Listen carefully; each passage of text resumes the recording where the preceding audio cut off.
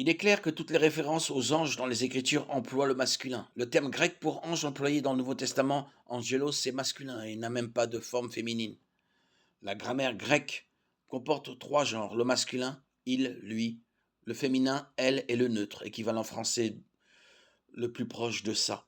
Les anges ne sont toujours décrits qu'au masculin. Lors des nombreuses apparitions d'anges dans la Bible, ils ne sont jamais désignés par elle ni par un pronom neutre.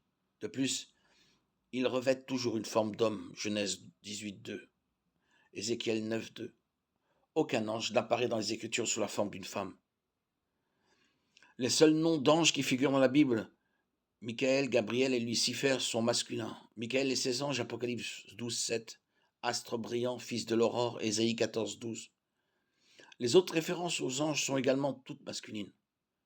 En Juge 6.21, l'ange tient un bâton dans sa main. Le pronom indiquait un possesseur masculin. Zacharie posa une question à l'ange, et il répondit, Zacharie 1.19. L'Apocalypse désigne les anges par il et parle de leur attribut, Apocalypse 10.1. Certaines personnes pensent que Zacharie 5.9 fait référence à des anges de sexe féminin. Ce verset dit « J'ai levé les yeux et vu deux femmes apparaître. Le vent soufflait dans leurs ailes. Elles avaient des ailes comme celles de la cigogne, et elles ont soulevé la mesure entre la terre et le ciel. » Le problème est que le texte ne dit pas que les femmes de cette vision prophétique étaient des anges.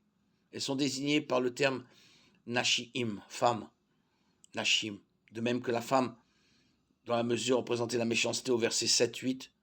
En revanche, l'ange auquel Zacharie a parlé est appelé Malak, un terme totalement différent qui signifie ange ou messager.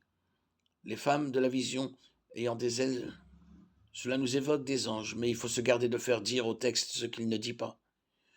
Une vision ne dépeint pas nécessairement des êtres ou des objets réels. Regardez par exemple le grand rouleau volant que Zacharie aperçoit au début du chapitre. Zacharie 5, 1, 2.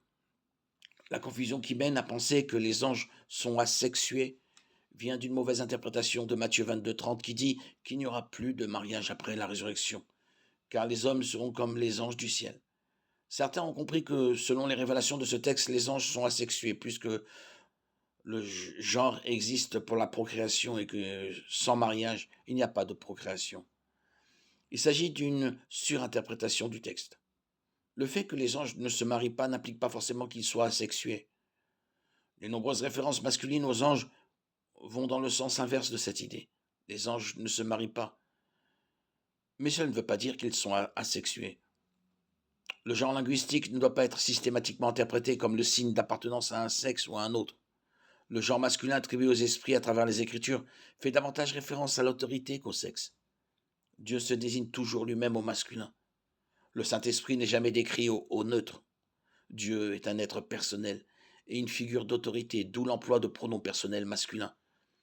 Il serait tout simplement inapproprié de désigner autrement les puissances célestes à cause de l'autorité que Dieu leur a donnée de détenir sa puissance. 2 Rois 19, 35.